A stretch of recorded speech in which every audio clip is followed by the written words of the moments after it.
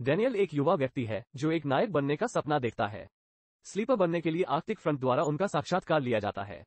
वे एक संगठन है जो दुनिया को प्रभावित करने वाली बीमारी का इलाज खोजने के लिए अंटार्कटिका में शरण में उद्यम करते हैं।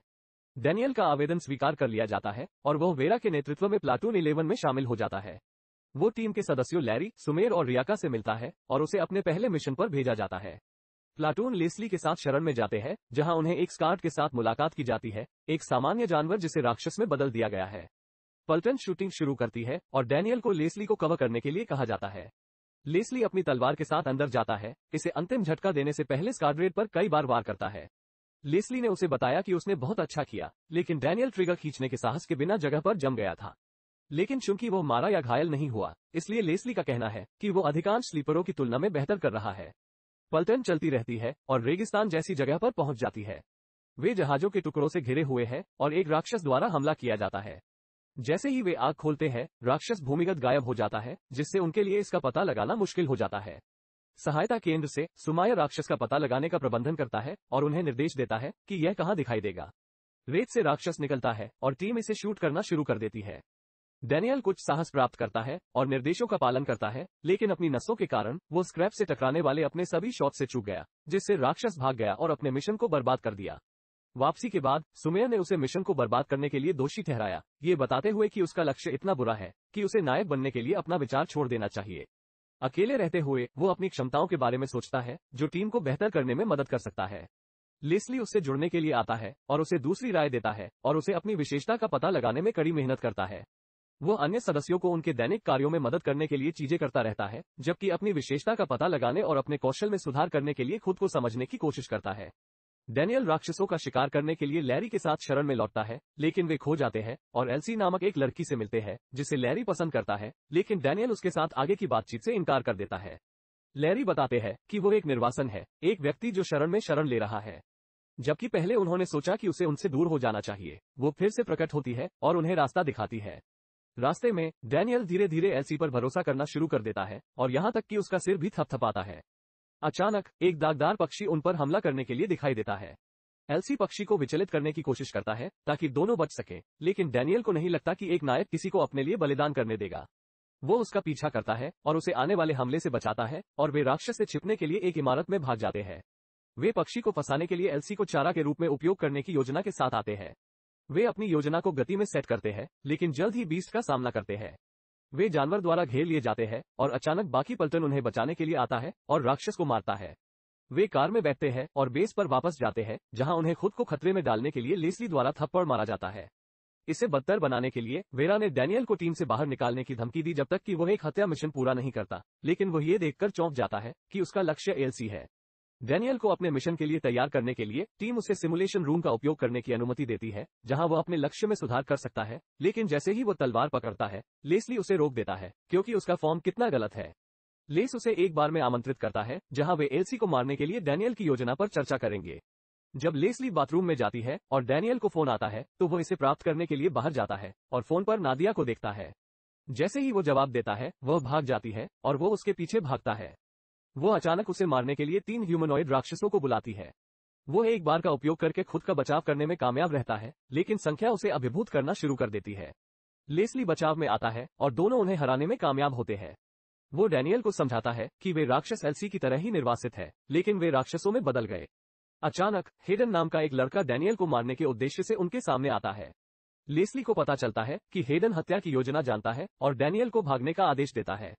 डैनियल केवल नादिया और उसके खरगोश राक्षसों से मिलने के लिए अपना रास्ता बनाता है। वो उन्हें डैनियल पर हमला करने के लिए भेजती है, जो उन्हें पकड़ने के लिए अपनी जैकेट का उपयोग करता है। वो एक गोली की आवाज सुनता है और हेडन से लड़ने की कोशिश करता है, जो लेस्ली पर अपनी बंदूक तान रहा है। हेडन चकमा देने और शूट करने में कामयाब रहता है। डैनियल चकमा देने में कामयाब रहा और ये देखने के बाद कि गोली एक पाइप से लगी, वो कमरे को धुएं से भरने और भागने के लिए फिर से टकराता है। प्लाटून एक अन्य मिशन के लिए निकलती है, जहां उन्हें निर्वासितों के रूप में खुद को छिपाना होगा और शरण में एल्सी के जन्मदिन की पार्टी में भाग लेना होगा। लेस्ली और डैनियल के अलावा टीम को मिशन का असली लक्ष्य नहीं पता है।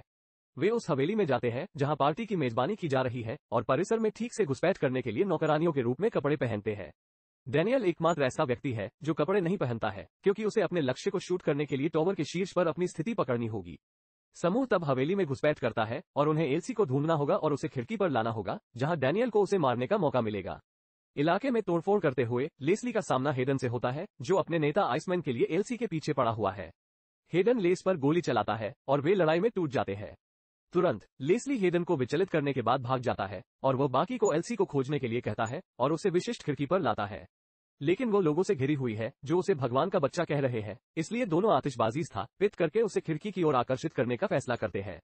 योजना सफल हो जाती है और डैनियल को उसे गोली मारने के लिए एक स्पष्ट दृश्य मिलता है, लेकिन साथ ही वो हेडन पर अपनी बंदूक तानते हुए देखता है। वो अपने लक्ष्य को मारने या अपने साथियों को बचाने के बीच संकोच करता है। उनका उद्देश्य दोनों के बीच तब तक बदलता रहता है जब तक कि वो अपना निर्णय नहीं लेते और शूटिंग नहीं करते। हेडन अपना एक हाथ खो देता है और पीछे हट जाता है। लेस्ली निराश महसूस करता है कि डैनियल ने अपना मिशन पूरा नहीं किया, लेकिन उसे बचाने के लिए धन्यवाद। समूह एक रोबोट द्वारा पीछा किए जाने के दौरान भागने की कोशिश करता है और लेस्ली उनकी रक्षा करने में कामयाब होता है। रोबोट को फ्लाइंग बोर्ड का उपयोग करके एक चट्टान पर आकर्षित करता है। हालांकि जैसे ही रोबोट गिरने वाला होता है, समूह हेडन को बोर्ड पर फिसलते हुए देखता है, जिससे लेस्ली गिर जाता है। समूह अपनी आंखों पर विश्वास नहीं कर सकता क्योंकि वे उसे गिरते हुए देखते हैं, लेकिन वो बस वेरा की देखभाल करने के लिए उन्हें अपनी अंतिम दुनिया के साथ छोड़ देता है। लेस्ली के शरीर को बेस पर वापस लाया जाता है, लेकिन वेरा को बहुत ज्यादा परवाह नहीं है और वो अपने दिन को ऐसे ले जा रही है जैसे कि कुछ हुआ ही न हो। जब एक महिला लेस्ली के सामान को इकट्ठा करने आती है तो डैनियल मदद करने के लिए जाता है क्योंकि उसने अपना गुरु खो दिया था। बाद में डैनियल लेस्ली की मौत के बारे में बात करने के लिए वेरा से मिलने जाता है और वो उस पर चिल्लाता है। जब उसकी उदासीनता से नाराज महसूस होता है तो वो उसे एल्सी की हत्या करने की एक और योजना देती है। इसके बजाय यह उल्लेख करती है कि अगर वह इसे स्वीकार नहीं करता है तो उसे बाहर निकाल दिया जाएगा। वे उस गांव में एक मिशन पर जाते हैं जहां लेस्ली की मृत्यु हो गई, लेकिन इस बार वेरा, जो कभी किसी मिशन में शामिल नहीं हुई, टीम का नेतृत्व करती दिखाई देती है। पहुंचने पर उन्हें केवल कुछ ग्रामीणों के साथ जगह मिलती है। उन्हें पता चलता है कि पार्टी के बाद गांव का मुखिया गायब हो गया और वेरा हवेली की जांच करने का फैसला करता है, लेकिन उन्हें लगता है कि यह भी पूरी तरह से खाली है। अचानक डैनियल को एक नोट याद आता है जो लेस्ली ने उसे पिछले मिशन में दिया था। लेस्ली ने उन्हें बताया कि यह एक गाइड के रूप में काम करेगा। जब डैनियल को नहीं पता कि क्या करना है तो वह इसे पढ़ता है, लेकिन उसके भ्रम के लिए नोट में केवल अक्षरों और संख्याओं का एक कोड होता है। प्लाटून के साथ पुनर्मिलन के बाद वे राक्षसों द्वारा हमला किए जा रहे कुछ ग्रामीणों का पता लगाना और ढूंढना जारी रखते हैं। वेरा उन्हें हराने के लिए आगे बढ़ता है और बाकी को ग्रामीणों को वापस लेने के लिए कहता है, लेकिन जब वे बाहर निकलते हैं तो हेडन उन्हें अपने स्नाइपर के साथ नीचे ले जाने की कोशिश करता है। डैनियल हेडन को अपने ठिकाने में पाता है, जिसे फिर भागने के लिए मजबूर किया जाता है। ग्रामीणों को बचाने के बाद प्रमुख उन्हें एक अंगूठी के साथ एक क्रिस्टल दिखाता है जिसे एल्सी को देने की आवश्यकता होती है। वेरा ने एल्सी को उपहार लेने के लिए स्वयंसेवक किया। जब टीम सतह पर वापस आ जाती है तो डैनियल एल्सी को मारने के लिए मिशन लेने के लिए सहमत हो जाता है। डैनियल जवाब पाने के लिए एक बार फिर नोट का विश्लेषण करने की कोशिश करता है, लेकिन वो अभी भी लेस्ली के संदेश को समझ नहीं पाया है। लैरी अचानक उसके पास आता है, उसे बताता है कि पल्टन एक स्मारक के रूप में लेस्ली की तस्वीरों के साथ एक एल्बम बनाना चाहता है। वो उनके साथ जुड़ जाता है और महसूस करता है कि नोट लेस्ली की गैलरी में एक निश्चित तस्वीर के लिए आईडी है। वो तस्वीर की जांच करता है और लैरी बताता है कि यह पिछले मिशन पर लिया गया था, लेकिन वे वास्तव में नहीं जानते कि उन्होंने इसे क्यों लिया। संयोग से उनका अगला मिशन उसी स्थान पर है जहां तस्वीर ली गई थी। उनका मुख्य लक्ष्य लेस्ली के संदेश को समझना और एल्सी को मारना है, जिसे उसके गार्ड द्वारा सुरक्षा में ले जाया जा रहा है। डैनियल एक स्पष्ट शॉट पाने के लिए सबसे ऊंची इमारत में जाता है, लेकिन यह वो जगह बन जाती है जहां तस्वीर ली गई थी। वहां एक छोटा दराज है जिसे डैनियल एक नोटबुक में लेस्ली के सौभाग्य आकर्षण को खोजने के लिए जाता है। उस किताब में लेस्ली ने वेरा के बारे में सच्चाई के बारे में लिखा है। अचानक कुछ राक्षस सड़कों पर दिखाई देते हैं, उन्हें छिपने के लिए मजबूर करते हैं। दूसरी ओर वेरा योजनाओं को बदलता है, ये देखते हुए कि एल्सी अब अपने गार्ड के हाथों में नहीं बल्कि आइसमैन के हाथों में है। वो आइसमैन से मिलती है जो उसे एक और महान विलुप्त होने की अपनी योजना के बारे में बताता है। नादिया उसे विचलित करने और उसे भागने की अनुमति देने के लिए एक पूरी इमारत को उड़ाती है। डैनियल नोटबुक पढ़ता है, लेकिन अगली सुबह वेरा उसे बुलाती है और उसे पल्टन से लात मारती है। वो अपनी बर्खास्तगी स्वीकार करता है और घर जाने के लिए तैयार हो जाता है। टीम ने उन्हें विदाई पार्टी देने का फैसला किया। डैनियल एक ब्रेक लेने का फैसला करता है और बाहर जाता है, जहां वो अचानक गोली की आवाज सुनता है। वो जांच करने जाता है और एक घायल नकाबपोश व्यक्ति से खून का निशान पाता है, जो वेरा और आइसमैन के लिए डबल एजेंट के रूप में काम करता है। वो डैनियल को बताता है कि उसे और वेरा को हेडन द्वारा स्थापित किया गया है, जो उससे एरिका नामक क्रिस्टल को दोहराने में समय लेना चाहता है। डैनियल वेरा की तलाश में जाता है और हेडन के साथ टकराव में उसे घायल पाता है। हालांकि डैनियल की मदद के बावजूद हेडन अभी भी अरुका के साथ भागने में कामयाब रहता है। वेरा उससे पूछता है कि वो कितना जानता है, लेकिन डैनियल बस जवाब देता है कि लेस्ली ने उसे बचाने के लिए कहा। उन शब्दों के साथ वेरा असली अरुका को बाहर निकालता है और उसे देता है, ये प्रकट करते हुए कि उसने उसे बाहर निकाल दिया क्योंकि वो चाहती थी कि वो इसकी रक्षा करे। डैनियल अगली सुबह घर जाता है, लेकिन अपना मन बदल देता है। विमान में सवार होने के बाद वह वापस शरण में जाता है, जहां उसकी पलटन एक मिशन पर है। वो अपने स्थान तक पहुंचने में कामयाब रहता है, लेकिन अपनी आंखों पर विश्वास नहीं कर पाता है। उसकी पूरी पलटन फर्श पर मर चुकी थी। हेडन पीछे से यह बताते हुए दिखाई देते हैं कि उन्होंने अपने सपने को सच नहीं किया और एक नायक बन गए, जिससे पता चला कि आइसमैन एलसी के साथ जुड़ गया और एक विशाल राक्षस में बदल गया। एक सेकंड बाद पूरी मंजिल कांपने लगती है और एक विशाल राक्षस दिखाई देता है। राक्षस तुरंत डैनियल को छाती में गोली मार देता है, जिससे उसकी मौत हो जाती है। अपने अंतिम क्षणों में डैनियल खुद को तब तक दूर होते हुए देखता है जब तक कि वो अचानक जाग नहीं जाता। ये सोचकर कि यह एक बुरा सपना था, वो आधिकारिक रूप से बर्खास्त होने के लिए फिर से बोर्ड के सामने जाता है। उसे एहसास होने लगता है कि यह पहले भी है का हो चुका है और अपना चेहरा धोने के लिए जाता है। बाथरूम में एरिका अपनी जैकेट की जेब से बाहर गिर जाती है और तभी उसे पता चलता है कि वो सपना नहीं देख रहा है। वो पिछले दिन से समान घटनाओं के साथ जारी है। वो पहले की तरह विदाई पार्टी में जाता है और नकाबपोश आदमी को बचाने के लिए टीम से मदद मांगता है। इससे पहले कि नादिया उस आदमी को गोली मार दे और उसे रोक दे, वे वहां पहुंच जाते हैं। वो भाग जाती है और डैनियल उससे उसकी दोहरी एजेंसी और एलसी आइसमैन के बारे में सच्चाई के बारे में सवाल पूछना शुरू कर देता है। और 6वीं ग्रेट एक्सटिंक्शन वेरा फिर से हेडन से लड़ने लगती है और जब वो अरुका के बिना चला जाता है तो वेरा को पता चलता है कि उसके पास अब मिशन शुरू होने से पहले समय दोहराने की शक्ति नहीं है। डैनियल एलसी का दौरा करता है और उसके साथ भागने की कोशिश करता है, लेकिन आइसमैन को पता चलता है और उन्हें रोकता है। एलसी उसके साथ फ्यूज करता है और वे पूरे प्लाटून को मार देते हैं। डैनियल फिर से जागता है और सब कुछ रोकने का एक तरीका खोजने का फैसला करता है। वो तुरंत पल्टन को बताता है कि क्या हो रहा है और हेडन का सामना करने का फैसला करता है जब वो वेरा पर हमला करने की कोशिश करता है। टीम के बाकी सदस्य नादिया के लिए रवाना होंगे और हेडन को भागने से रोकने के लिए अपना जेट ले जाएंगे।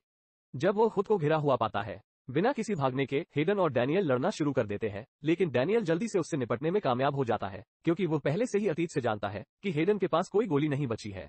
बिना किसी अन्य विकल्प के हेडन इमारत से कूदकर अपने निधन तक पहुंच जाता है। डैनियल वेरा द अरुका दिखाता है और उसे बताता है कि उसके साथ क्या हो रहा है। वो उससे कहता है कि वो सब कुछ बंद कर देगा क्योंकि वो अब अपने साथियों को अपने सामने मरते हुए नहीं देख सकता है। लेकिन वो उसे रोकने की कोशिश करती है, ये कहते हुए कि जब तक एलसी जीवित है लोग हमेशा उसकी विनाशकारी शक्ति की तलाश में आएंगे। लेकिन डैनियल उसे बताता है कि वो ऐसा नहीं कर सकता क्योंकि वेरा की असली पहचान एलसी है। उन्होंने महसूस किया कि वो वास्तव में नायक बनने की अपनी इच्छा पूरी नहीं कर सकते हैं, लेकिन वह वेरा की गहरी छिपी भावनाओं का जिक्र करते हुए एक छोटी लड़की को बचाने के लिए अपनी जान जोखिम में डालना चाहते हैं, जो उनके सामने रोती है। टीम आइसमैन को रोकने के लिए एक मिशन पर जाने का फैसला करती है। वेरा बाद में उनके साथ जुड़ जाता है और उन्हें घेरने वाले निशान की भीड़ को मारने में मदद करता है। डैनियल और वेरा बदलने से पहले आइसमैन के पास जाते हैं, लेकिन परिवर्तन होने पर उनकी किस्मत खत्म हो जाती है। तब हालांकि राक्षस की शक्तियां अस्थिर और अधूरी हो जाती है। राक्षस वेरा को पकड़ रहा है और पल्टन को गोली मारना शुरू कर देता है। वे राक्षस को विचलित करते हैं, जिससे वेरा खुद को मुक्त कर सकती है और उनके साथ जुड़ सकती है। केवल एक मौका के साथ वे राक्षस को खत्म करने के लिए अरुका का उपयोग करने का फैसला करते हैं। प्लाटून के सदस्य पूरी शक्ति के साथ राक्षस पर हमला करते हैं, जिससे डैनियल आगे बढ़ सकता है। वे उसके रास्ते को साफ करने में सक्षम होते हैं और वो अरुका को राक्षस के मूल में छुरा घोंपते हुए उसमें घुस जाता है, लेकिन साथ ही वो अपने तंबू से भी छुरा घोंपता है। राक्षस को पूरी तरह से रोकने में असमर्थ एल आगे बढ़ता है, अरुका को कोर में और भी गहराई से डालने की कोशिश करता है। वो एलसी और वेरा सहित सभी को बचाने में कामयाब रहता है, लेकिन अंततः वो दूर हो जाता है और क्रिस्टल के साथ उस नायक के रूप में विलय हो जाता है जिसे उसने एक बार बनने का सपना देखा था। देखिए ये अगला वीडियो।